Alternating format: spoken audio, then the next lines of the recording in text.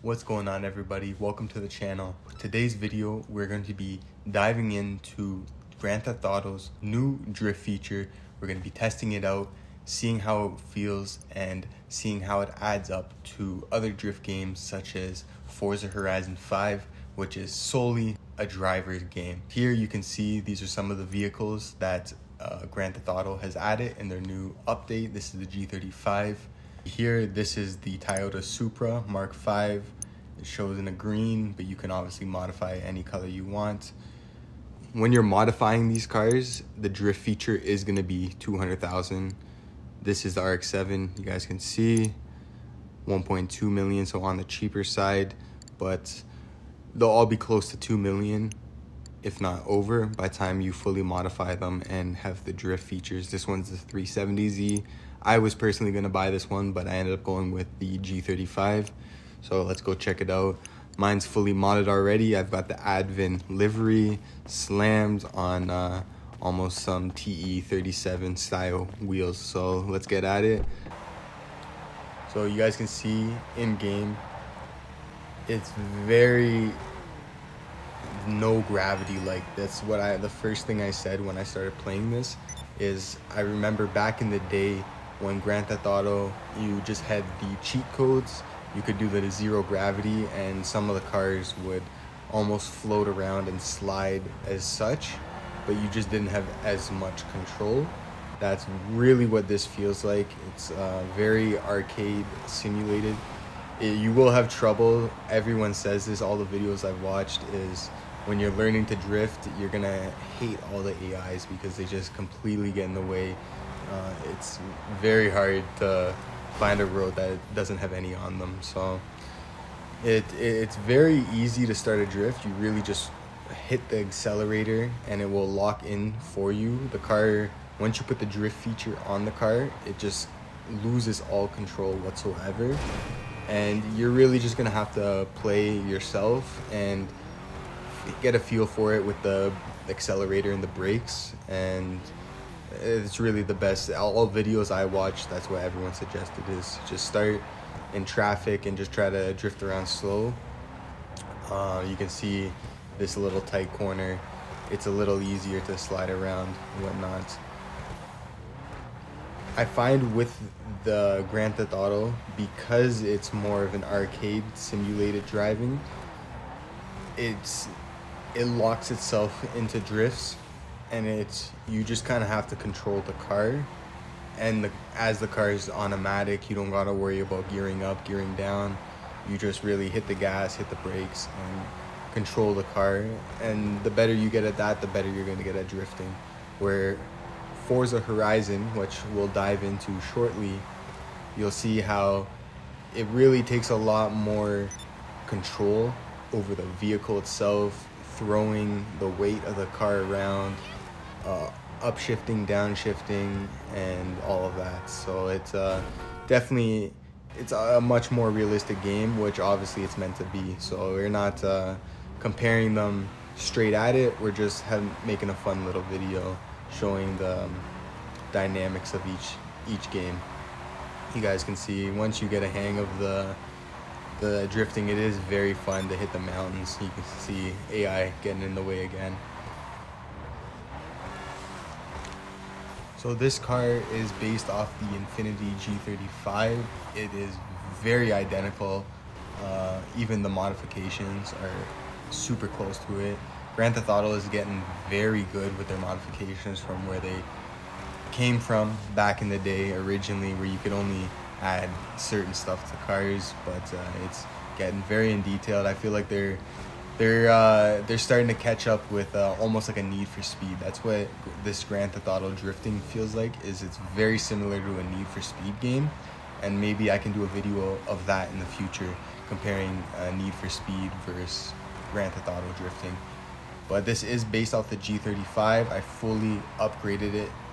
Everything is maxed out on this car. Lowered, underglow, headlights, the livery, which is a cool feature Grand Theft Auto has added, where you can add race liveries to your vehicles.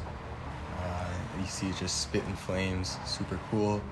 I went with the Advin livery, which I actually had on my personal 350Z Nismo that I had back in the day. I've always wanted a G35. They're really cool cars. Just never really been in the position to get one. Currently building the E46 BMW right now, but I would be open to getting another G35. I've always told myself I need a G35 in my life at least once, so maybe you'll see one of those come to the channel at some point. But I went with the color matched trunk, and just gives it that nice sporty look. I went with the Nismo style rear bumper, the Nismo style front bumper, and then there's the carbon fiber vented hood on the front of the car. All in all, looks super cool, and it's really brought some more enjoyment to Grand Theft Auto, because it's, besides heists and missions and maxing out bikes and whatnot on the highway, it was kind of, me personally, I was running out of stuff to do with it, and that's why I'd go to Forza, because I just love doing this, just drifting around mountains and different streets, switching up cars. I would like to get some more drift cars. Right now I currently only have this G35. Obviously you can play missions online and you can test out all of the other drift cars, but I've really just been driving my personal one, to be honest. I definitely say all of these curvy roads on the top of the Vinewood Hills are definitely the go-to spots. You're gonna run into a lot of AIs, but you do get lucky time to time where you'll get a couple corners where there's no AI, and you can have a little bit of fun and test your skills out a little bit, because they are a little more close quarter, and it's just really fun to just slide around and whatnot. I wish there was like a skill point where as you were doing this, you got something, where like Forza, you can build up credits through just drifting and earning driving points, but it's still fun to just pointlessly do and kill time. Sometimes you'll find other players online who have drift cars as well, and you guys can hit some tandems. It's happened a few times, but most times you end up just getting shot and blown up. That's how GTA 5 is. The only thing I really can complain about the drifting on Grand Theft Auto 5 is that the car being automatic, it really limits you, and you do run out of gearing a lot, especially when you're trying to hit really wide corners. You'll find sometimes you start going tighter in, where with Forza, you're able to shift into a higher gear, give the car more power, and it will pick up more speed, so you can keep those wide corners and continue the drift. Obviously, this is me just being picky. The drifting is really good in Grand Theft Auto. One thing I found is if you throttle and play with the brake, it kind of does an automatic upshift, downshift, and it will give you a little more boost to help push you around some of the corners with better angle. All in though, very well by Rockstar. Adds so much more enjoyment to the game, and I really hope this is something we see more of, especially in the new Grand Theft Auto 6 that is to come. At the rate things are going now, the game is going to be insane with the cars and modifications. So all this being said, we got a nice feel and look at how the drifting works and reacts on Grand Theft Auto. Let's go ahead, jump into Forza, and we are going to try to match the G35 as close as possible with a 350Z. Unfortunately, the G35 was never offered in Forza Horizon. Both cars in real life share the same motor, so this is going to be the fairest comparison we can do. There are RX-7s and Supras and 370Zs in Forza, as well as Need for Speed, so I can always do more comparisons in the future, fully modifying every car. But for today, we're just going to stick to the G and the Z. We're going to go ahead and add the exact same livery as well, just so visually the cars are identical. Side by side, you guys can see the similarities between the G and the Z. Very well by Rockstar for even coming this close with all the detail to a game such as Forza. You got to give them a pat on the back. For the setup, I did a 4-speed drift transmission. Pretty much this is just going to give us full-on torque throughout each gear.